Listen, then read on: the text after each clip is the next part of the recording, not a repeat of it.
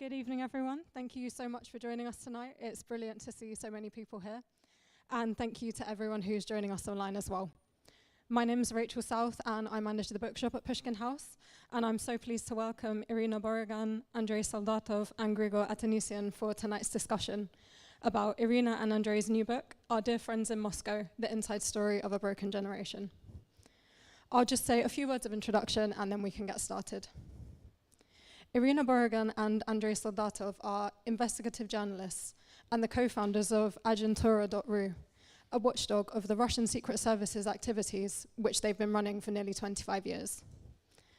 Their reporting has been featured in publications such as the New York Times, the Moscow Times, the Washington Post, Le Monde, CNN, and BBC. Irina and Andrei have written several books together, including The New Nobility, The Restoration of Russia's Security State and the Enduring Legacy of the KGB, The Red Web, The Struggle Between Russia's Digital Dictators and the New Online Revolutionaries, and The Compatriots, The Brutal and Chaotic History of Russia's Exiles, Emigres, and Agents Abroad. Their latest books, Our Dear Friends in Moscow, was published last week, and we chose it as the Pushkin House Book of the Month in June. We've got copies of several of Irina and Andrei's books for sale downstairs, so if you didn't manage to get one already, there'll be time after the talk. Irina and Andrei will be speaking with Grigor Atanesian.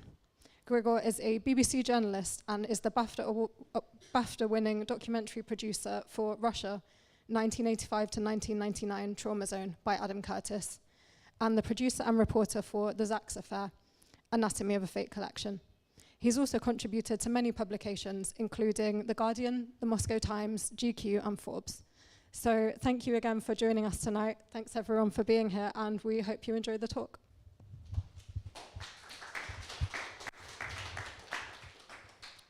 Thank you, Rachel. Irina, Andrei, I wanted to start by congratulating you on this achievement, because I think you've truly managed to achieve what very few people writing about Russia did, which is to write a book which explains and tries to understand the perspective of people who crossed to the other side, who joined the dark side, without appearing in any ways. I don't think anybody can say that you are justifying what they did, but you really try to understand and explain. And after having read this book, I understand them much better than I did, especially some of the people whom I know only from seeing them on the telly, or online spouting hate and lies.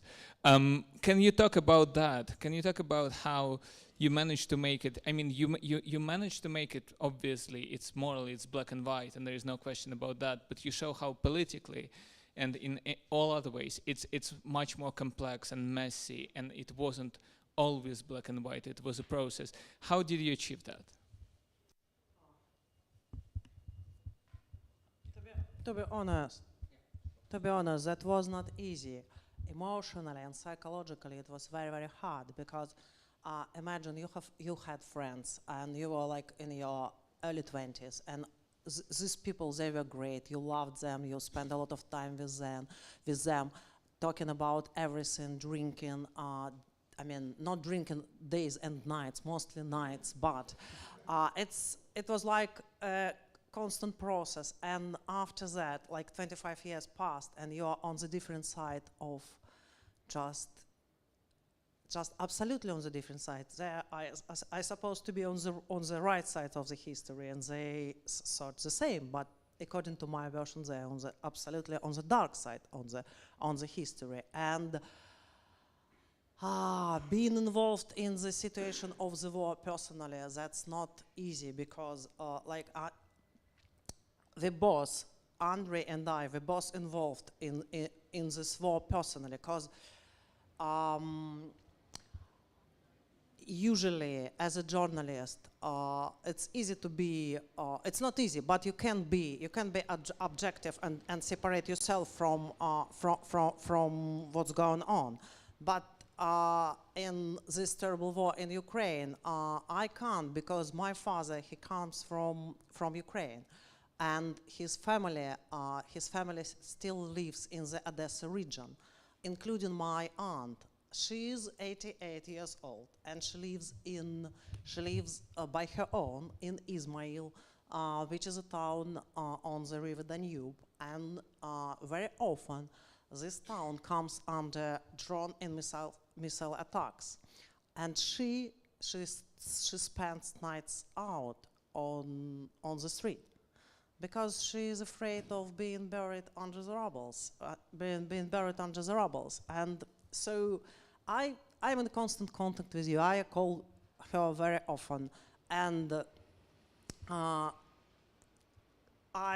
this book I should be, and for this book I needed to reconnect with my dear old friends in Moscow, these people whom I and Andrei were close 25 years ago, 20 years ago, so we separated like 10 years ago, and I felt that I need to reconnect to them. I called some of them, Andrei called, not everyone agreed to talk, but some of them did. And so I need to talk to this person, which is Pyotr Akopov. And I listened to his voice on my phone, and I listened to the same voice, and I had a lot of sympathy for him. He was my favorite friend. And at the same time, I understand that my relatives in Ukraine, they are under bombardment of the Russian army. And this is a person who wrote an article calling for the final solution of the Ukrainian questions. For the Ukrainian questions, which reminds us of the language of Hitler in Nazi Germany. And so talking to him was very, very hard to me.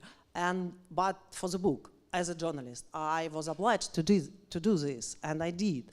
But every interview getting harder and harder, and of course I delayed all hard questions for the last interview. And when I asked him in the last interview, I asked him, Peter, how do you feel about my relatives? They are on this situation in Ukraine. And his answer was very, very sincere, and he's still very, very open, and I can say very truthful person. And he told me, Ira, this is my diminutive, Ira, I feel sorry for you, for your family, very much. I feel sorry. And I understand that this is a huge tragedy. This is the same what happened with the Russian people during the Russian Revolution of 1917. And that's very bad. I feel sorry, but after that he made a pause and he said, but we can't stop. We will go further. And that was the moment I really lost the ability to speak. And I was speechless like for several hours. I couldn't process that. So that was not easy. That was very, very hard. And still, when I'm talking about that, I feel very emotional. So it was also very, very, very hard for Andrei, because his father, he is imprisoned for almost a year. And how was it for you? How was that? Yes, it was also not easy, and we needed to, as Irina said, we needed to reconnect with these guys. And actually, out of all the characters in the book, we got complete silence. Well, actually, that was also a sort of response. We got the answers from all of them except for one person who was killed. So she couldn't respond to our request.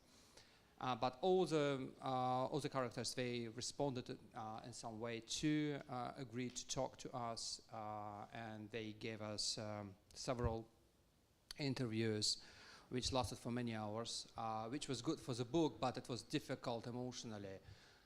For instance, the guy I spoke with.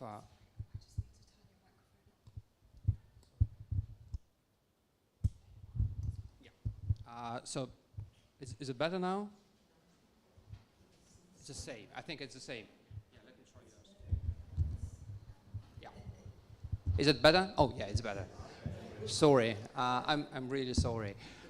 So when I spoke with him, he started his conversation, his very first conversation with me, basically saying, Andrei, our conversation hurt my karma. and that was a start. But it was clear that he wanted to talk. He wanted to talk about everything we went through. I think, and I suspect the reason why they agreed to talk to us, they wanted a place in history. All of them are extremely ambitious. It is actually part of the explanation why they decided to side with the Kremlin. They wanted to play a huge role in Russian history. They wanted to do things, and all of them share this very dark vision of Russia, that in a country like Russia, which could be ruled only by a dictator, the only way to do things, to achieve something, is to serve this dictator. And if you don't want to, you are out. That's as simple as that. And most of them agreed to work for Putin precisely for that reason. And they called us losers and outsiders because they have this idea of Russia as being a very dark place, basically. It's really, really interesting. I want to get into that a little bit, why they agreed and why they still justify working for Putin. It's also amazing, as you mentioned, critic of saying that it's bad for his karma.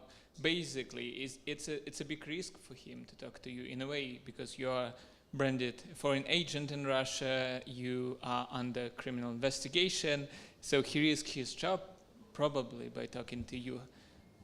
I think, I think for these people, because they, as I said, extremely ambitious, and most of them consider themselves the part of the Russian elite, and one of them, for instance, the guy I spoke with, at some point Irina had this conversation with him many years ago when Irina told him a history of her family, that her family went through repression under Stalin, and we all knew that the name of this guy is Evgeny Krutikov, that his family was very prominent under Stalin. His great-granddad was deputy prime minister under Stalin, and he was very proud of his legacy. And at some point, Irina told him jokingly, "Look, Zhenya, you are a servant of the regime." And he said, "No, I'm not." Your family were like the servants of the regime. And he said, no, we are the regime. So for these people, to be inside is extremely important. And I think that gives them a sense that they actually can decide things for themselves. They don't need to ask for permission. And because all of them recognize that we have had this personal bond. And again, don't forget, we all started as journalists, and we went through many things together. For instance, we covered terrorist attacks like Beslan, hostage-taking crisis, or Nordost hostage-taking in 2002 together. And back then, we were on the same side with one of the guys who is now in charge of the Russian Kremlin soft power operations in Belgrade. We were with him everywhere, from Nordost and Beslan to Israel during the Lebanon and Israel war in 2006. And again, we believed back then that we were friends, but also we were on the same page professionally. And when Irina contacted Baranov, this guy who is in Belgrade these days, asking him, like, can we talk? And he said, no, we cannot talk, because now I have an official position. I'm the head of Rossотрудничества in Belgrade. But still he said, look, but of course and Irina said, well, thank you for responding. He said, of course, because we used to be friends. And for me, this personal connection is extremely important and gonna be like always important. So these people, they're quite brave. They're under the circumstances. It's a very brave act to talk to us. I think so. Yeah. So I'm very grateful to them for that. You've mentioned the dark vision of Russian history that they have, and in the end of the book you also quote more of your recent talks, but it's also the vision that they had throughout this time. And the vision is basically this, especially when we are talking about independent Russian history, that in the 1990s there was a liberal elite which was very nasty to the conservatives and people of their views, nationalists, monarchists, religious people, and that the press, the free press or the independent press that we like to call it, was actually working for the oligarchs and for Yeltsin and justifying Yeltsin, brainwashing, whitewashing his crimes, as they would say, and his overreach, and going after the conservative or communist opposition and smearing it. And then in 2000s with Putin, it changed. So they see it not as people who care about democracy and free press fighting against an autocrat. They would say this was a fair game between liberal elites, and conservative elites won because the people backed Putin, and then he went after them the way they were going after the conservatives and communists in the 1990s. What is your response to that when they say it? What do you say? Oh, that's very, very easy, because back in the 90s, the most of liberal press, the all liberal press, they supported Yeltsin, and they sided with Yeltsin in his general crisis, like the events of 1993, yes, or in his elections in 1996. But there were freedom for critics. You were able to criticize his government and any particular minister or what he or she was doing. And there was, at the same time, there was conservative, communist, nationalistic, and any kind of press which was free, which was allowed to have its place. And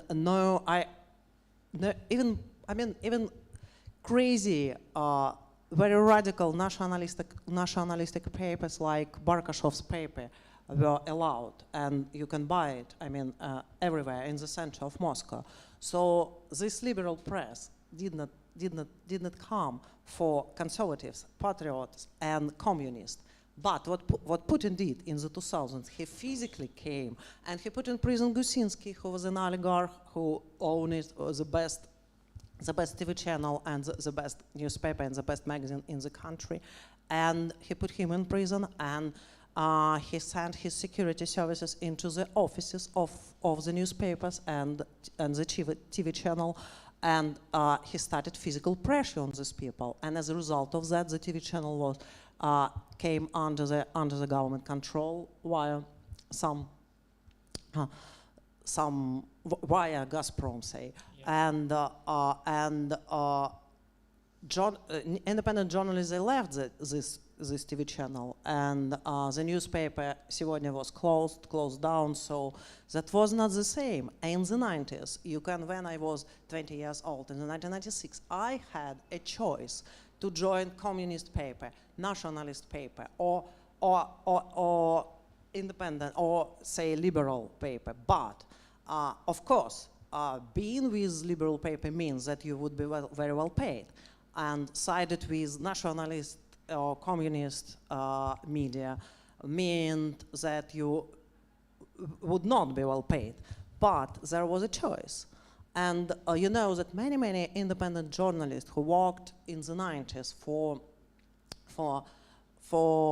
the liberal press, they were very badly paid in the 2000s, or constantly out of job, and they did this. But not a lot of people back then in the 90s wanted to be with the communist press or with the nationalist press. So the 90s was free in terms of choice. But in the 2000s, we were no one was. Already in 2002, we were interrogated by the Russian security services, the FSB, in the building of the prison Lefortovo. So it did not happen in the 90s with other journalists. So I had this conversation with the guy I spoke with, and I asked him this question: like, you attacked liberal media all the time. First of all, you worked yourself with liberal media, so there was no ban. You could work for Сегодня, and actually the guy worked for Сегодня, and it was his choice. We all met in Izvestia, which means that people with very nationalistic or patriotic views, we actually, nobody asked about their views. If you wanted to work for Izvestia or Сегодня, they could work. But my big question to this guy was, you attacked liberal media, but you could probably, you should recognize one thing which was important about liberal media in the 1990s. When we worked for this media, we had access to the Kremlin. which means that you can walk into the ministry or the Kremlin and you can talk to people in power. And that was possible. And I asked him, is it possible for you now? You are now on the side of the Kremlin. You promote the Kremlin agenda. Do you have that kind of access? And he immediately said, well, unfortunately, we lost it. And I said, yes, of course, because you trashed and attacked the profession.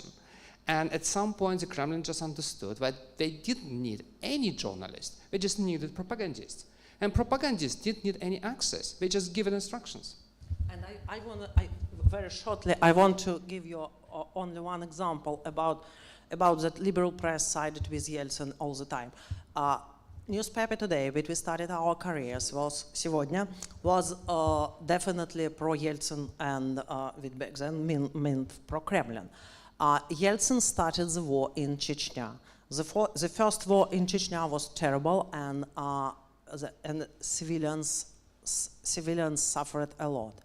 In this newspaper, there was one guy who wrote, he sided with the general staff, and a journalist, and his position was pro-Kremlin, pro-Yeltsin, 100% pro the Russian army.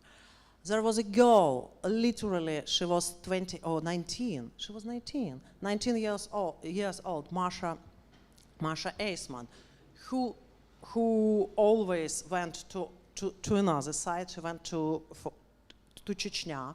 She went very often to the rebels, and she got their interviews. She got their side, and she definitely wrote a lot about civilians suffering under bombardments. And there were several other guys it wasn't all the people it was two other people whose position was just 50-50. So that's what I can say about the newspaper which I worked for. No, I think the point that you make, and the point that you make in the book as well, that by attacking the liberal press, the conservative or the pro-government press, it didn't win the trust of the Kremlin. Just what happens when people inside one profession start destroying each other, everybody loses. When there is no solidarity, then everybody loses. But I realized I need probably to take a step back and to explain, because without reading your book, my questions probably seem mad, because your book achieves to do several things at once and very effortlessly. It's a very lyrical account of your and your friends' friendship and relationship and your own life, and it's amazing how you speak of them and their flaws, but you also make yourself vulnerable, which is I can't imagine how difficult it is. No, you are known to be Russia's foremost investigative journalist focusing on the FSB and security services at large, and all of your writing and public appearances are very sort of neutral, objective, professional experts on the security services. And there you talk about your personal relationship, your struggles, your setbacks, and that was very powerful. So that's this personal and friendship element to it. It's also an almost like chronicle of a war, a battlefield account of that lost war between the Kremlin and the free media, and the FSB obviously was playing on the Kremlin side, and you also cover that. So my questions, they jump from friends to the media landscape, and I'm biased being a journalist from Russia myself, but I wanted to ask, in that war between the Kremlin and the free media, we all know what the Kremlin did wrong, because it broke all the laws, and it's lied many times. And I was also once at the receiving side. I left my last job in Russia in 2016 when the magazine I was working for, Russia passed soon after the Crimea the law banning foreign ownership of the Russian media, and the magazine I was working for was owned by the American Hearst magazines, and they were forced to sell it to somebody who we never heard of, who came out of nowhere, and he seemed very nice until he started asking questions whether we really want to cover war in Ukraine or Russia's involvement in Syria, and then we realized it wasn't a question, and then we all resigned, and that was that. And obviously it was bought by a proxy of the Kremlin to shut it down, which was very clever, the way that Kremlin played, even especially before the full-scale invasion. There was so many, I mean, the publications you worked for, they were all influenced through owners, not directly by, like now, FSB just closes everything down. But in that, my question is, very long question, I'm sorry, but in that war, do you think there is something that the independent Russian media could have done better? Yes, I think we, of course, we made several mistakes. And one big mistake, we made long before Putin came to power. And I think what we need to understand about the media landscape of the 1990s, that already by 1991, the prestige of the profession was extremely high, because people were really obsessed with perestroika. The idea that journalists finally could make a choice, but we can say things which were absolutely impossible to say just 2-3 years before. Like the circulation of newspapers was absolutely mad, like millions and millions of copies. And people were standing on Moscow streets reading the latest issue of Moscow News. We lost it, and we lost it very quickly, already by 1993, 1994, for several reasons. One of them was because independent and liberal journalism didn't want to talk about the events of 1993 and to investigate it properly, because we believed that there was a big threat of revanchism and all of that. And of course, the public noticed. The biggest problem. So, do you want to quickly say what happened in 1993? In 1993, there was a big dispute between the parliament and Yeltsin, and Yeltsin finally ended up by sending tanks to shell the building of the parliament, the Russian White House, and it was broadcasted by CNN. So it was really horrible. But of course, the guys in the parliament were also not saints. They had weapons, and they attacked. They went to Russian streets, to Moscow streets, and did several big problems, caused problems. But Yeltsin's response was absolutely horrible. To send tanks into the streets was just horrible. But of course, the bigger problem was corruption. That was absolutely horrible. And I remember that even before I became a journalist, I became a journalist in 1996, but already by 1995, it was clear that many big names we got in the 1980s, they got absolutely corrupt. They published really horrible stories. They were obviously paid. And I remember when I just became a journalist, the prestige of the profession was still high, but just 3 years later, I remember that moment. I went into a room with some strangers, and I just casually mentioned that I was a journalist. And the response was, "Well, can I give you $200 to write a story about my company?" And that was, to be honest, it was such a horrible thing, because you still remember what it was like just 3 years back. But by 1999, it was like that. The prestige of the profession was completely destroyed. And Putin used that very skillfully. What he did in 1999-2000, when he started his second Chechen war, basically he said, look, we lost the first Chechen war under Yeltsin because of journalists. Journalists to blame. Journalists were paid by Chechens, and they made up a story about some state security service of Chechen,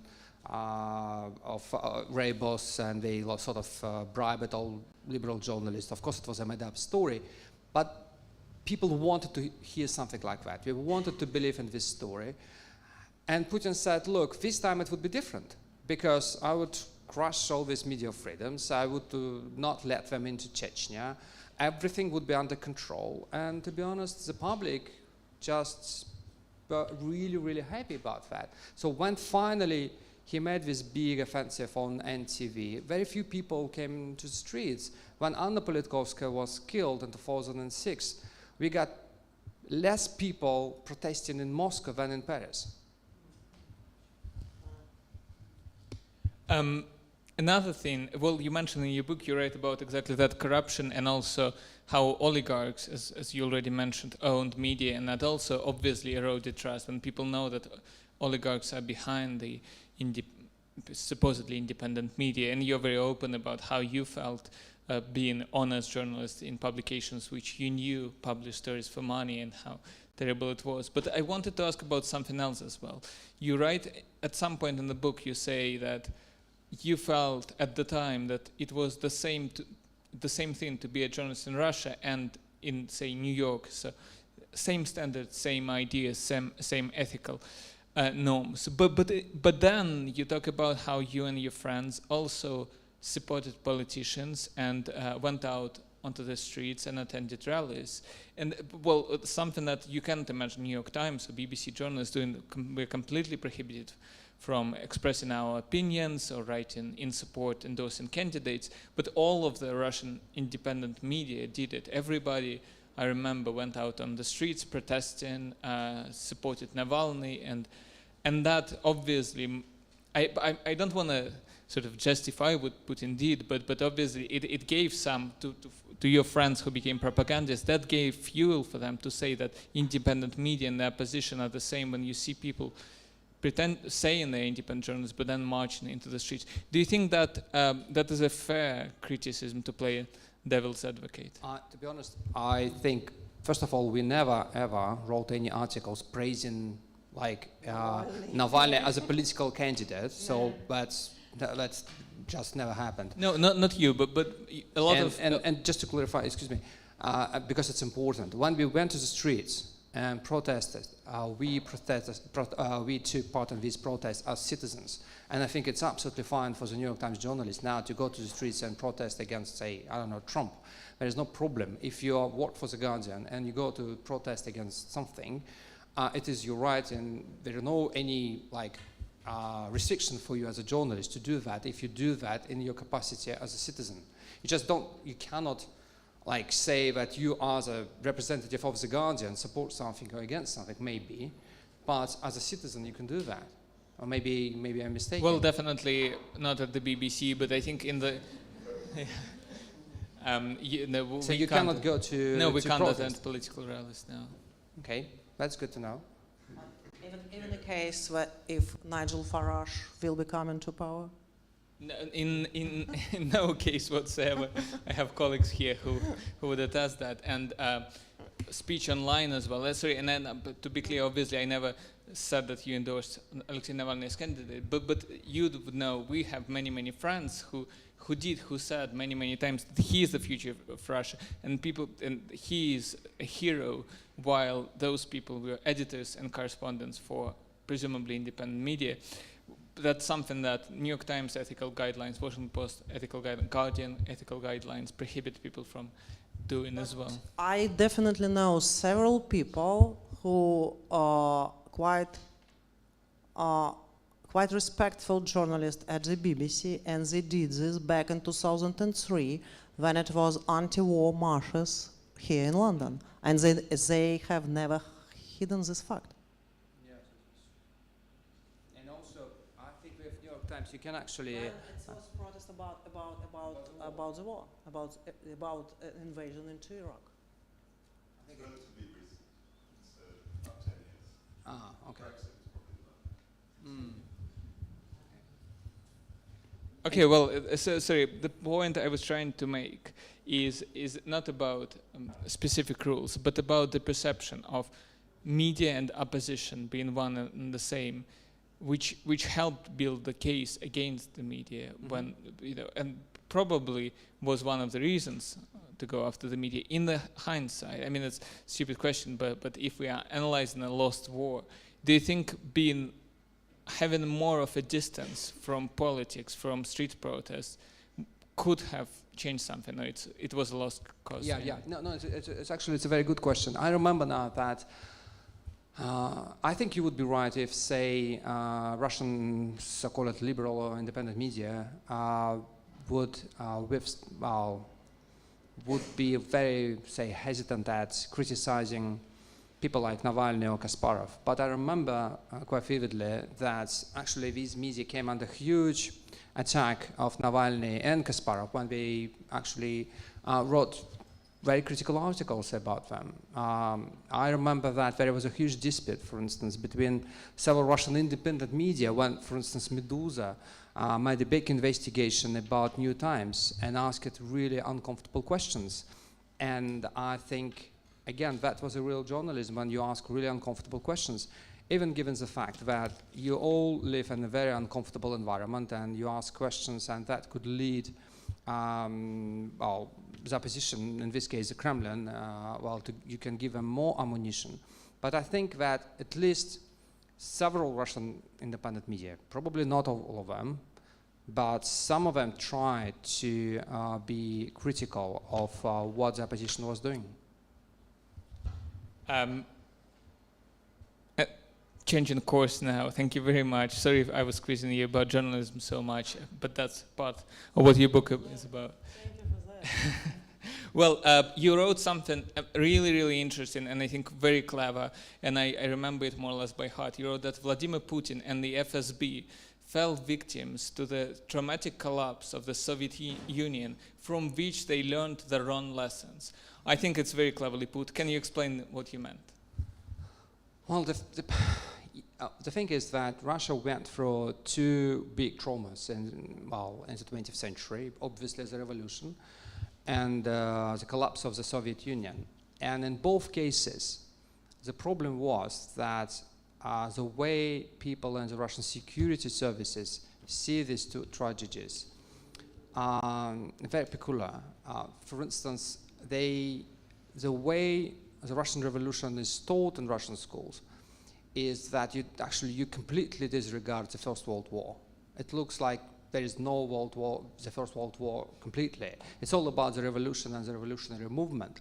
And that is why lots of people, first in the KGB, then in the FSB, decided that when you have the war out of a question, you think, okay, so actually how it could happen that you had the mighty Russian Empire, which probably had at its disposal the biggest security service at that moment, that is Akhrana, and still it failed to protect the political regime at that time in the country. And they started blaming the outsiders, the foreigners, and the emigres. And they made up this idea that actually at some peculiar moment in history, there could be a moment when even a very insignificant group of immigrants could get back into the country if they are supported by hostile foreign powers, and they could destroy even the mightiest state in the world. And exactly the same thing they believe happened in 1991. They didn't understand the historical reasons of the collapse of the Soviet Union.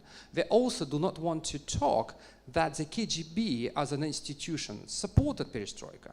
They don't want to talk about it. And why is that? Because the KGB wanted to get rid of the party control. They wanted to go completely independent. And they talk it in Khrushchev, talked incessantly, like we need to be a completely civilian security services, not political security services.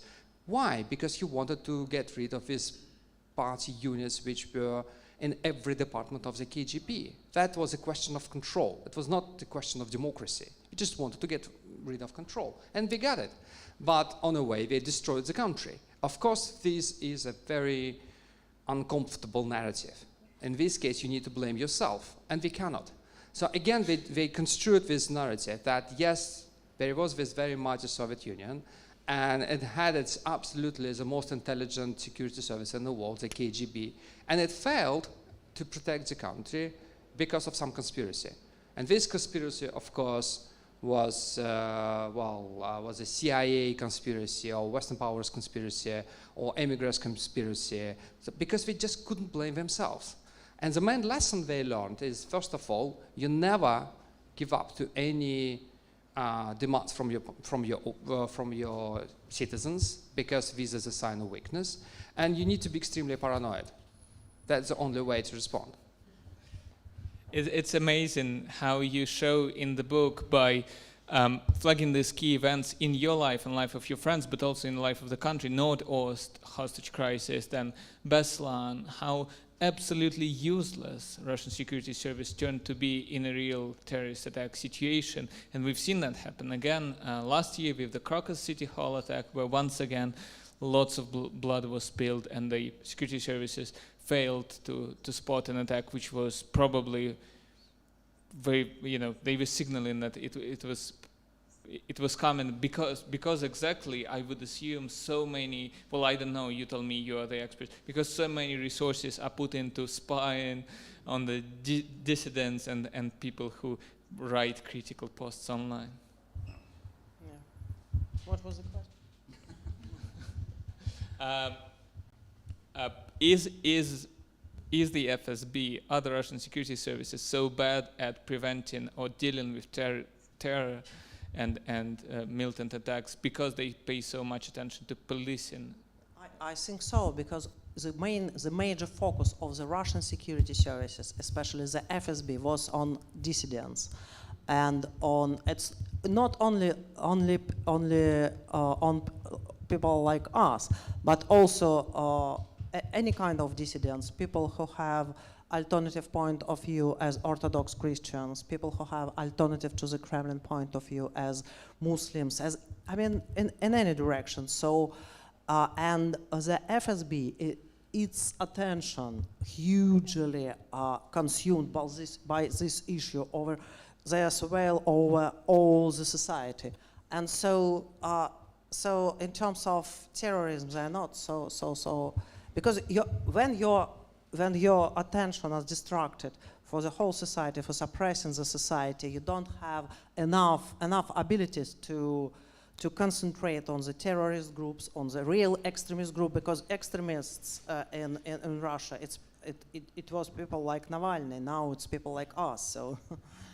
And I think we need to mention that, you mentioned in the book that a criminal case against Andrei was launched on the FSB initiative a couple of days after you've published a piece about how the head of one of the departments was fired for the failures of Russian intelligence in preparing the invasion of Ukraine. So they had time to read your articles and react in just a couple of days. They didn't have time to properly monitor ISIS-K.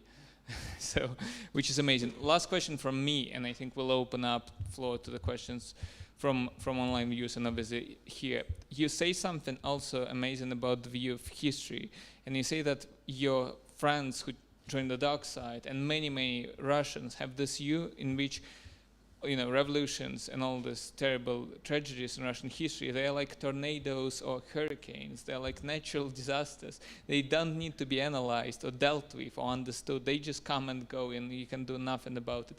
Can you tell me more about this idea? I found it amusing. Yes, sometimes we ask ourselves this question: why, in many polls, Russians seem to be so supportive of Putin, and you think, and you immediately take it as a very active sort of support, that people are actively supportive of the Kremlin line. But it's not that. It's something very different. And we have this image, and I had thinking about this image for many years. Like, imagine that you live in some medieval times, and you have this very small village of fishermen, for instance, and you have this mighty ocean, and you cannot predict it, and you cannot predict what actually happened to this ocean, and at what point the ocean would destroy this village. But you have no choice. You live in this village, and you accept that this ocean is so cruel and could destroy you, just because this is the way you live your life, because, well, there is no other way. So for many Russians, Putin is something you just need to accept. It's a force of nature. It's not someone you choose, because there is no choice. Because it's been always like that, and of course, it was very unfortunate, and I blame to some extent us journalists, that after the annexation of Crimea, the narrative about Russian history completely changed. I mean, before 2014, when we had these discussions in the country or outside about Russian politics, we always had this comparison between, say, Putin or Yeltsin, Putin or Gorbachev. So we talked about 30 years' time period. All of a sudden, after 2014, we started talking about Putin and Ivan the Terrible. So we started talking about 300 years. And of course, when you think about 30 years, and out of these 30 years, you had like 10 years of relative freedom, that give you some hope. But if you think about 300 years of Russian history, which was always horrible and aggressive and totalitarian and repressive, and you had only the same 10 years and maybe 5 years just before the First World War, again, it looks much more depressing. But in a way, that also helped Putin to cement this support, because he used this narrative basically to say, look, we live in a very unique country, this country cannot be comparable to any other country. We need to always focus on Russian history. And Russian history tells us one and only thing, but it's always terrible, always horrible, always under one leader, that any freedoms would be ultimately, well, freedoms would be crushed. There is no way out. Lovely. Well, thank you very much. Shall we open floor?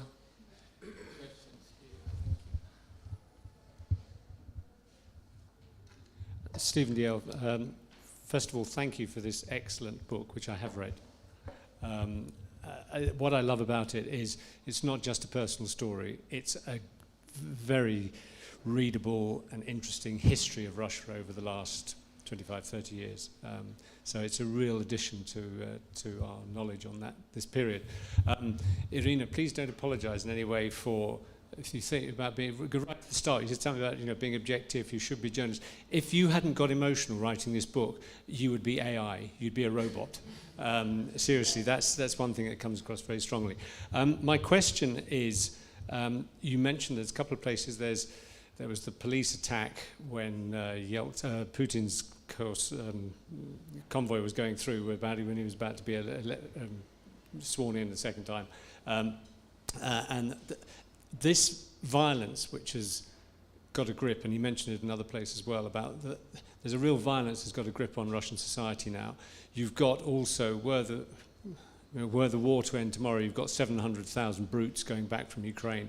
There's already been at least 750 deaths of people being killed by soldiers going back.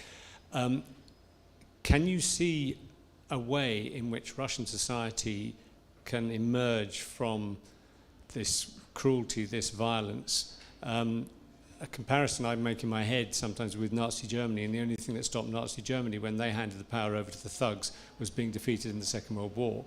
Can you see a way for Russia to turn into any kind of normal society in the near future that's not dictated by thugs and violence? Thank you very much, Stephen, for your question. Yes, I can see the way, because the Russian society, which should be 100% involved in the war, because the war is terrible and huge, but the Russian society, it's not.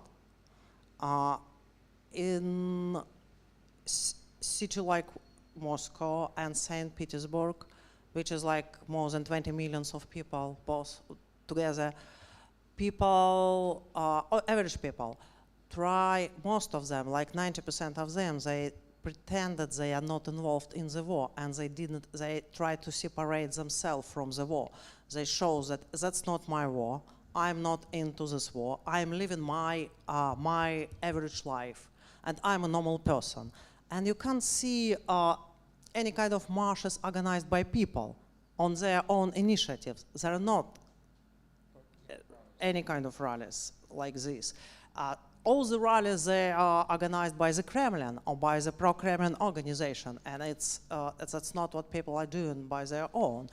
And this is a huge distinction. We can't compare this to the Nazi Germany, when people were doing this they wholeheartedly, sincerely supported Hitler and his ideology. It's not like that. And even when people are asked to, in some commercials entities, in some firms, and even in the government entities, they ask to send some money for the army. They're not happy with that, and their bosses still have a lot of problems gathering money for the army support. So, of course, that's bad that people are not visibly, they can't allow themselves to protest against the war. But you know that the price for protesting against the war on the Moscow streets or on in the other cities, it's a prison term and a prison sentence, and it's up to 12, 15 years. So I don't think that any other country would have a lot of people who are going to protest for this kind of price. And the good thing that we have, I mean, that's obviously very, very bad, but I mean, we have not to forget about the people who were sent to prison because they didn't support the war and they protested against the war. There are hundreds and thousands of people like that. So we believe in these people, and many more, they just much more those people who just against the war, but they can't protest because they're just afraid and they don't want to be sent to prison. So I think, of course, we have a part of society like 10-15%. That's not more than 15% of society are directly involved into the war. They send their husbands, sons to the war. They are somehow involved working on the military-industrial complex or people like that. But I think that's not the majority, they are the minority. So I can see that after the war, I mean, somehow it's very difficult to give any predictions because the war is going on. We don't know, unfortunately, we don't know, and we don't know how it will end. But when the war ends, I think that we can revive the Russian society because there are a lot of good people, and a lot of good people left Russia only for ideological reasons, because they could not stand. They're not people like us who are afraid being sent to prison or killed. They did this just because they could not stand what's going on in the country and could not support that. It's like the Russian political diaspora abroad. It's hundreds of thousands of people, and all of them, they are very, very eager to get back to Russia to build up the new Russia. We've got a question online. What lessons did Putin draw from the KGB/the Fifth Directorate's handling of the Soviet dissident movement?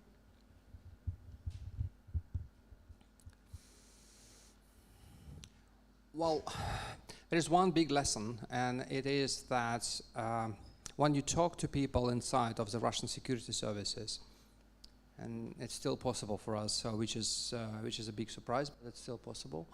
And I always struck by the way they describe people's motives.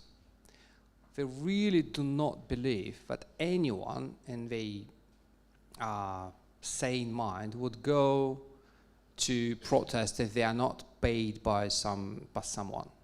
They believe only in very inferior motives.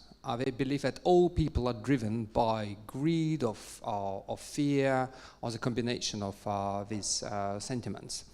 And that is why they are sometimes extremely effective at putting pressure on people, obviously.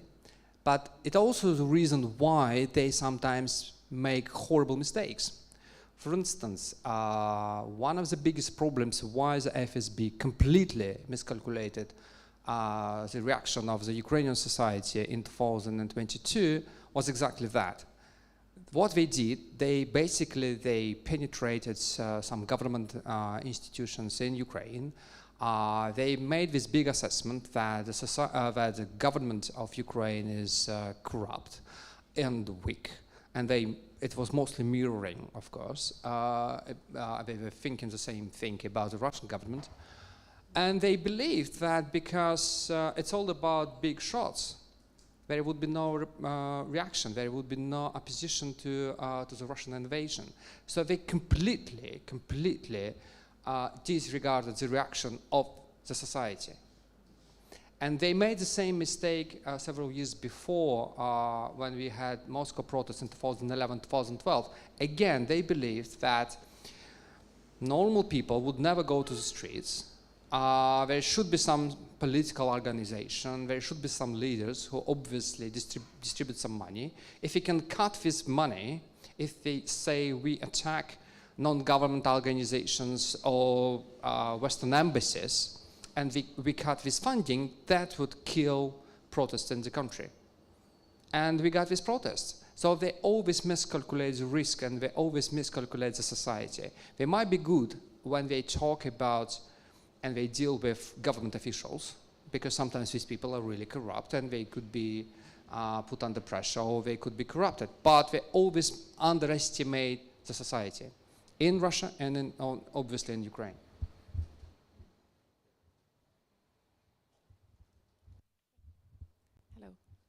Hello. I'm curious about the kind of language that your former friends or who are now on the dark side use when they talk about themselves. I have a Russian friend who's an emigre, and when she talks about herself as part of, as being Russian, and her parents and her grandparents, she always uses the passive tense, like, it happened to me, this happened to us, we suffered from this. And, you know, I think in the UK, when we talk about history, bad and good bits, we will say things like, okay, we colonized, or we screwed up the Middle East. Or, you know, there's a sense of the active voice. So I don't know if that's just her translating into English for me. But when these guys talk about being part of the Kremlin machine, do they refer to themselves as an active participator in the active tense? Or are they also using this similar sense of things just happening to them in the language? These guys are active. That's not people who were brainwashed. They're smart people, they're clever people, intelligent, highly educated, and these people who have their ideas. That's not like they were pushed into this situation. That there was this was their sincere choice. So they use active voice here. Like they're very, I mean, please read the article which calls for the final solution of the Ukrainian question. And that's it's a very, very bright example of that language.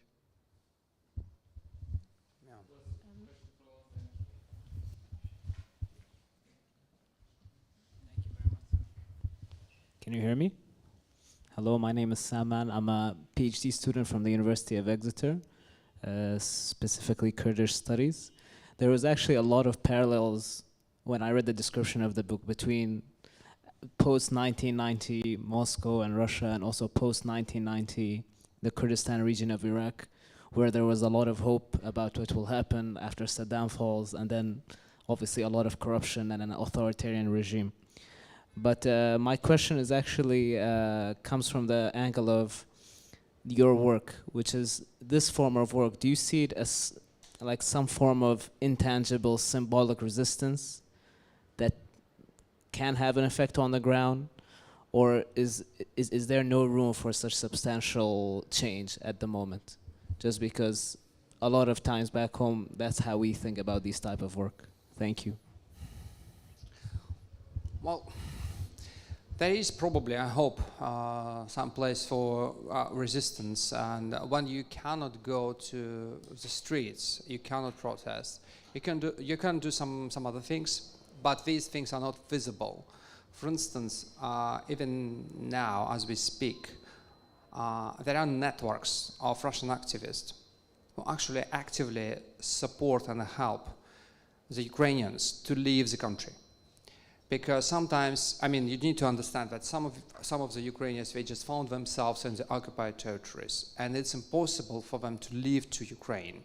So there is only one way for them, is to go to Russia, I mean to the proper Russia, we can say that, and then to try to make it to Europe. And there are people there, I mean, in Russia, Russian activists who are trying to help them, and they helped lots of people. The problem is that you cannot talk about this, because we already got several people who got like 22 years in prison, like last week, and it is a problem. What could be done, I mean, which could be visible, is of course, we got most of Russian independent media now out of the country, and of course they still talk to the people in the country. The numbers of the audience is already something. Because when you have like millions of people who actually listen or read or watch what we have to say as Russian media in exile, Russian journalists here abroad, it's already something. It means that not 100% of the people in the country are brainwashed, supportive of the war and all of that. If you have really, it's not about hundreds of people, it's about millions and millions and millions. I don't know the last like numbers, but I remember a year ago when I had this conversation with the editor of TV Dost. She told me it was about 20 million like in total. I mean, 20 million out of 146. It is something, right?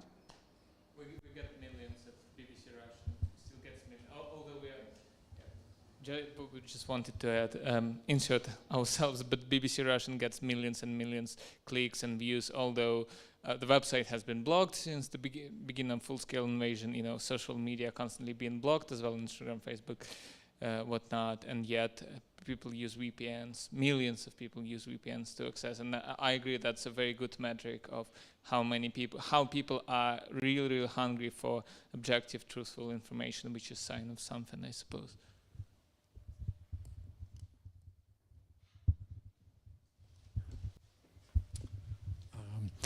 Hello, Irina and Andrei. Thank you very much for the book. I actually read it in 2 sittings with a fan beside me. Very easy to read. I recommend it to everybody.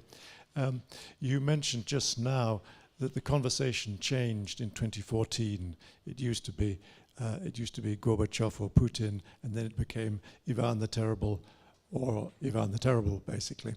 I wanted to ask you, having read the book, how you appreciated Yeltsin's inauguration in 2000. Did you think this is a man who's going to put all our journalists out of business, or did you think there are oligarchs, life will continue, there'll be rich people who will ensure that there are newspapers? Did you see the future very clearly, or not? To be honest, that night, as far as I remember, it was the night of 31st of December when Putin made this big announcement. Yeltsin, excuse me, made this big announcement. We were with our friends watching that statement, and we felt really horrible. That I remember. All of us were journalists, and one friend said, "Look, remember what Novodvorskaya said about that guy? That actually the dark dawned on the country." That was the reaction. And we felt really horrible because Gusinsky media were already under attack. And remember that Putin was already prime minister, and it was already clear for us as journalists that the rules changed for the way we could actually cover the war in Chechnya. And it became much more difficult. Ivan Babitsky was I think he was already kidnapped. Andrei, excuse me, not Ivan. Andrei Babitsky was already kidnapped. So yes, he was a journalist who had for Radio Free Liberty, and he enjoyed a really good access to the rebels, including Shamil Basayev, and that is why he was kidnapped by the FSB. So to be honest, it was already clear in 1999 that the situation was really horrible. We just believed that we still had a year, because actually, as you remember, Yeltsin was going to stay officially until 2001, and all of a sudden he made this big announcement, and there was a joke in Moscow at the time that probably he mistook, he didn't understand that the century actually ends in 2001, not on the 1st January of 2000. I remember the time, and the only good thing in that was that we were young and very, very naive and optimistic. So I thought that that's not forever. Putin, this is for 4 years. That's what I was mistaken. Why is it? Can you hear me? Why is it that journalists in particular sometimes make such good functionaries in a dictatorship? Some of them actually make really good dictators, like Mussolini was a really good journalist. I think because we are political animals, right? We understand very, very clearly what does it mean, access, how important it is, how to play with this thing. For instance, I think one of the biggest mistakes, which was, to be honest, really horrible and completely reversible, and that mistake was made by Russian public intellectuals in the 2000 and 1999, was that many of these people very cleverly thought that they could help Putin to destroy the institutions like the parliament or the media as institutions, if they would be given access to the Kremlin. And they believed in this idea very cynically. And many, well, some of them at least, like, for instance, we used to work with a guy, Mikhail Leontiev, who's just a horrible kind of propagandist. And I remember him, and Irina remember him, because we worked in the newspaper. He also worked, and he was a very charming man, to be honest. But he did exactly that. He decided to trade his profession and the idea that actually you cannot operate as a journalist if you don't have democratic institutions, however, well, even if they are really weak.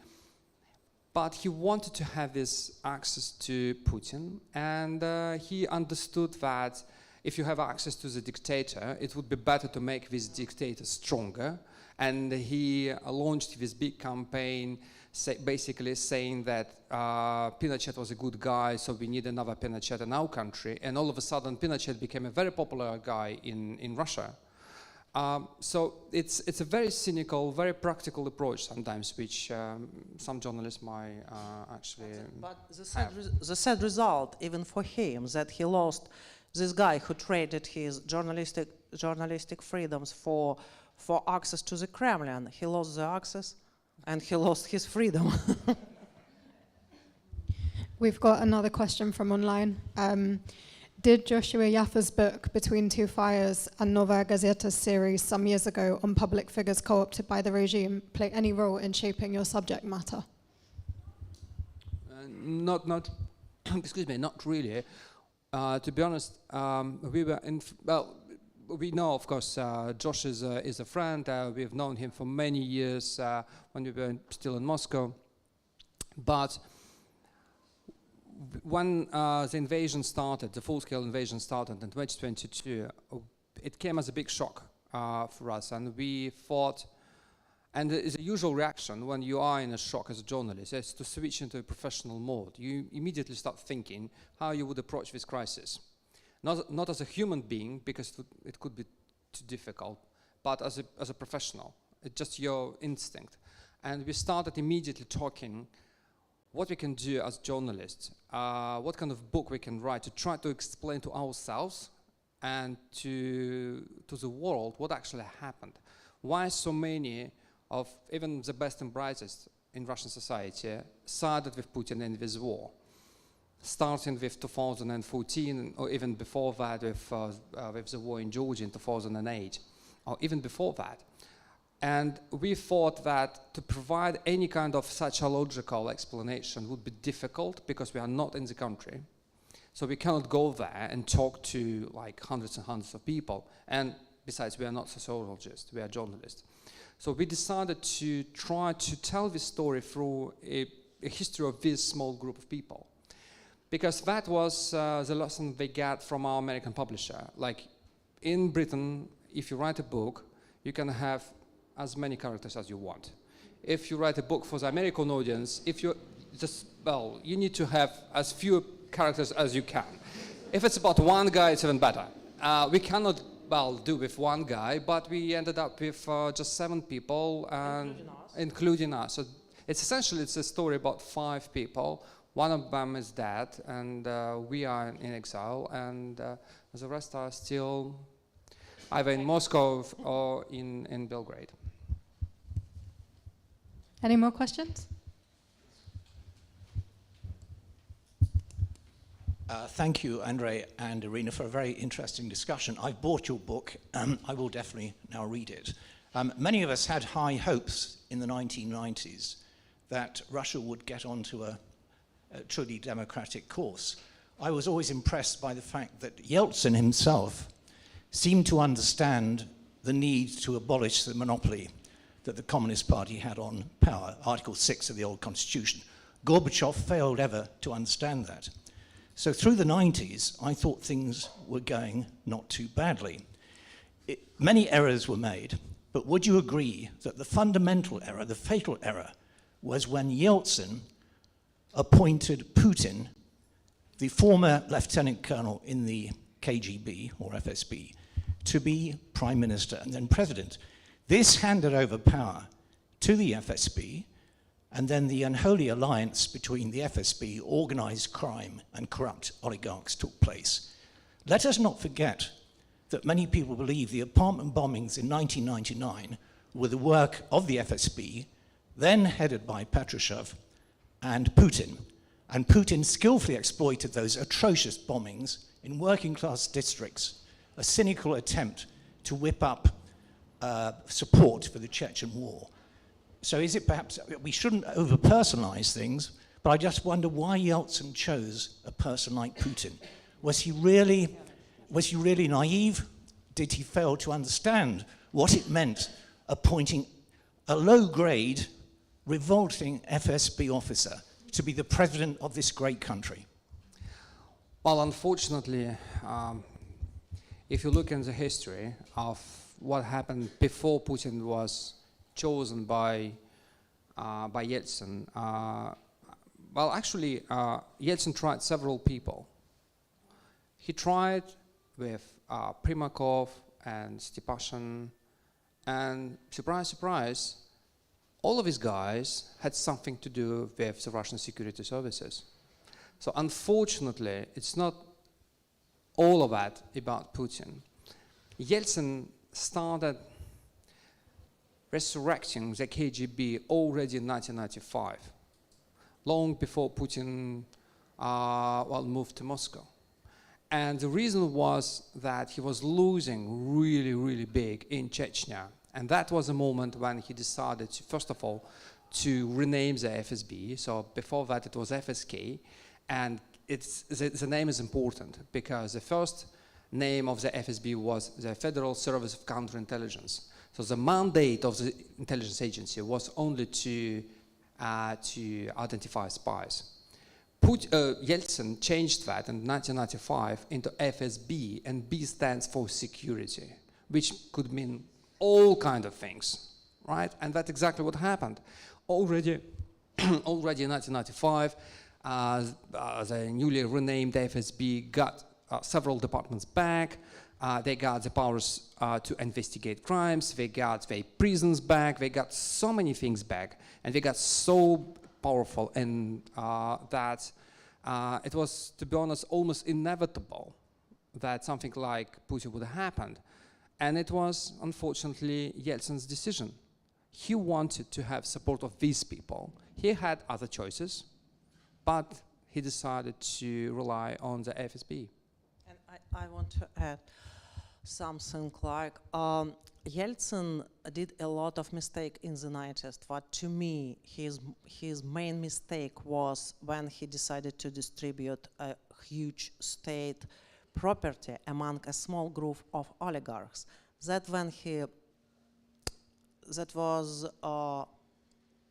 the moment when he started losing the democracy in the country, because if you gave property to like 15, 20 people, you depend on these people, and these people can organize the group and side it on the one side against you or with you, but you don't have any possibilities to play.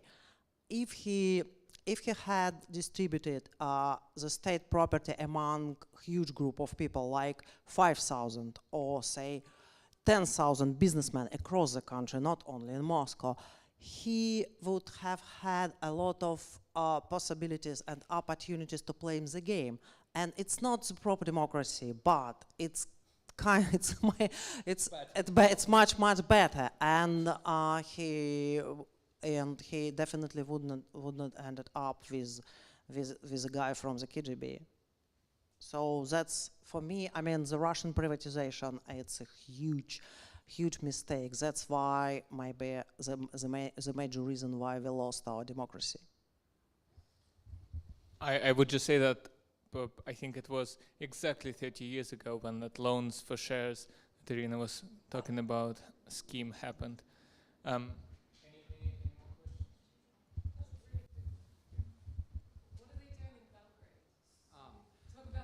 Yeah, so sorry, Belgrade is really important right now because after 2022, many European countries, including the United Kingdom, expelled Russian diplomats at big numbers. the European regulation works this way, that if you, once you expelled from any European country, you cannot get the next assignment in another European country.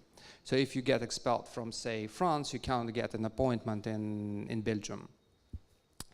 So what actually happened, that many Russian spies, or say diplomats, they ended up in only one European country which accepts them, and this country is Serbia.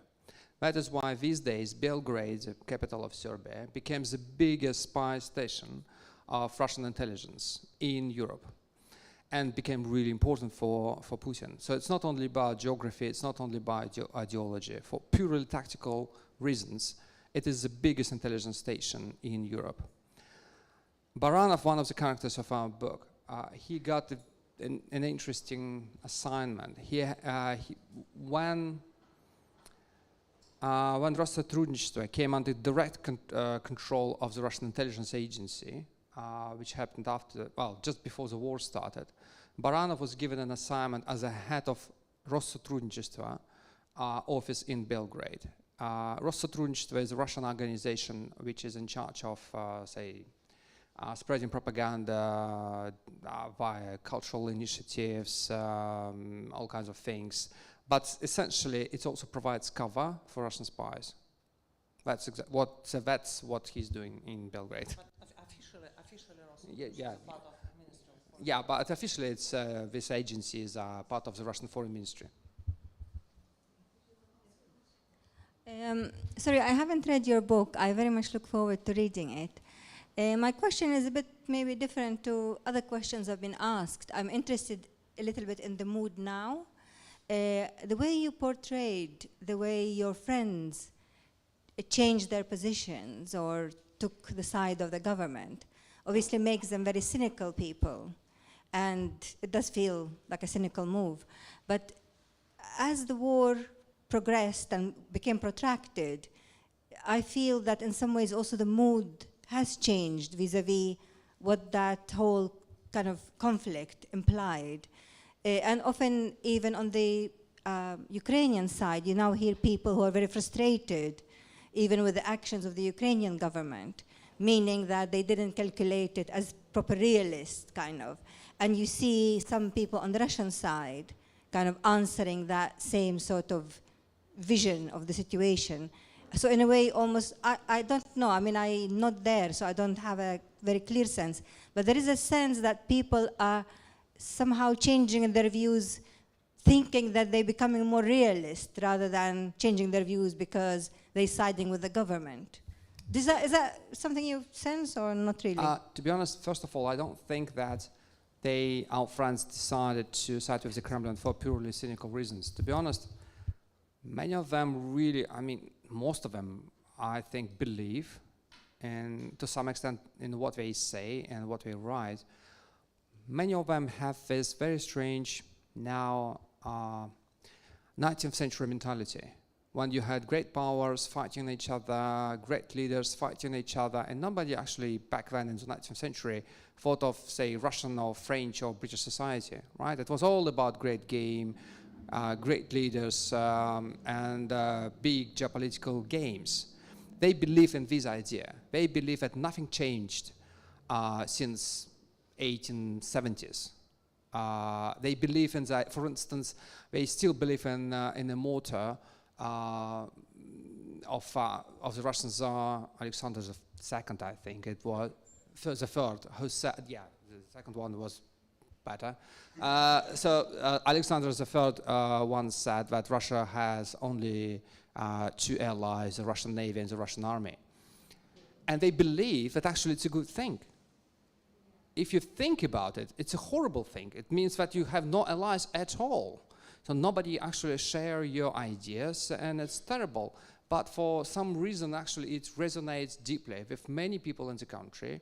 And now when they see them, well, that the country is surrounded by, say, enemies, it's sort of, again, it resonates with this mentality that Russia has been always under attack from the West. It's been under attack since the Germans in the 13th century. So there is nothing new about this attack. And of course, they believe they've been attacked, not that they attack anyone. So in a way, the war goes doesn't affect the ideas about the place Russia has in the world. And what we learned from their recent writings, they have not changed their position at all. They got even more radical. Yeah. So it's not like that. I think we've got time for one or two more questions, if anyone's got one.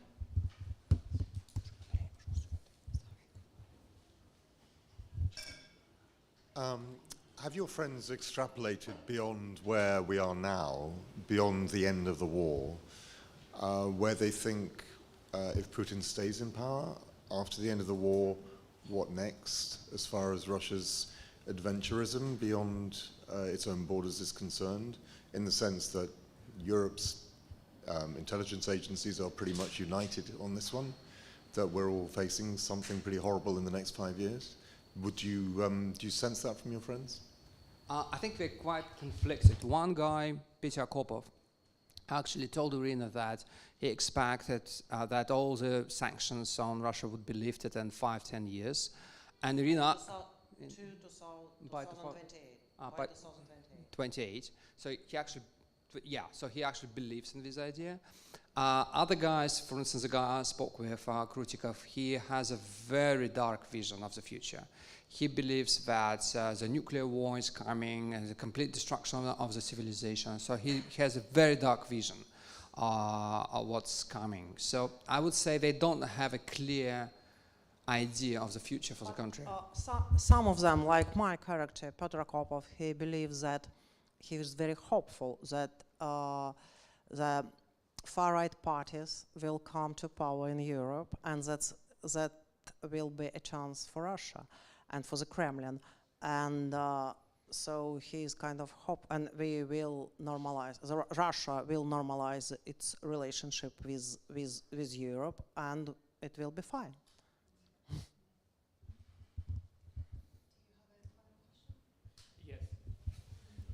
Well, I wanted to ask two final questions going back to the book. One, I really wanted to ask about the cover, because it has two connotations. One, I suppose you're Bohemian nights drinking and discussing Russian history and Russian future, but on the other hand, it feels a bit ominous, like a place where you're interrogated with a chair next to a bare wall. So I want to ask about that. And the second, any new books in the pipeline? Oh, This chairs is from Jean-Jacques, and so we're gonna take them soon. I mean, when we will be back in Russia. I need to explain to the people who never been to Moscow.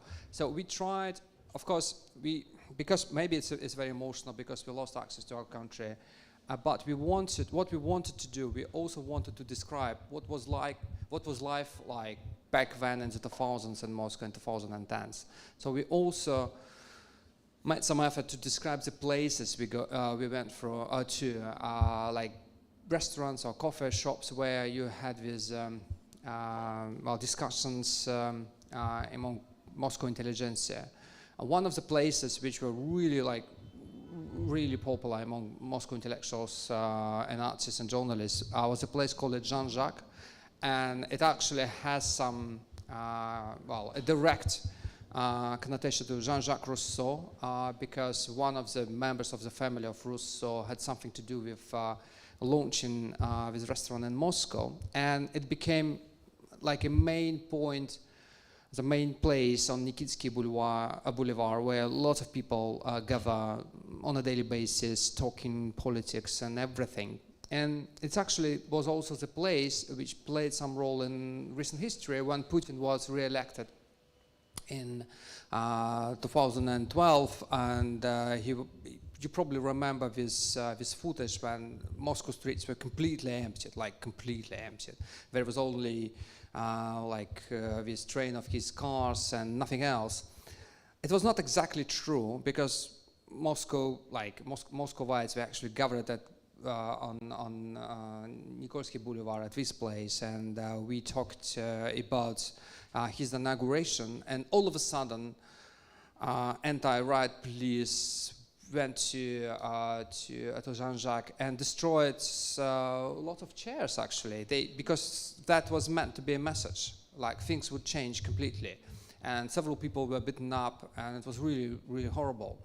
The other problem we had with this kind of not a problem, but the discussion we had about this cover. But the initial idea was to have just one chair. But we felt it was so lonely just to have one chair. My mom said that one chair that means alcoholic. Yeah, and also you already have an empty chair, an empty bottle, and just one chair. And we asked, can we have at least two? So it has nothing to do with a prison, but it has everything to do with drinking. Excellent. That's lovely. Okay, any new books you're working on? Not To be honest, we don't have any plans right now, no.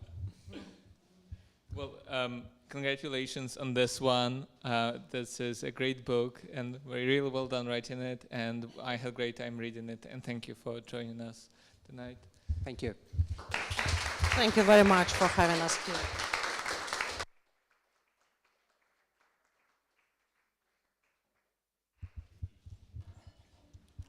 I'd like to say thank you to Andrei, Irina and Grigor for tonight's conversation. I highly recommend that you buy their book. I, like Alan, also read it in 2 sittings. There's plenty of copies downstairs. And our bar will be open next door if you'd like to stay with us for a drink. And we hope you enjoy the rest of your night.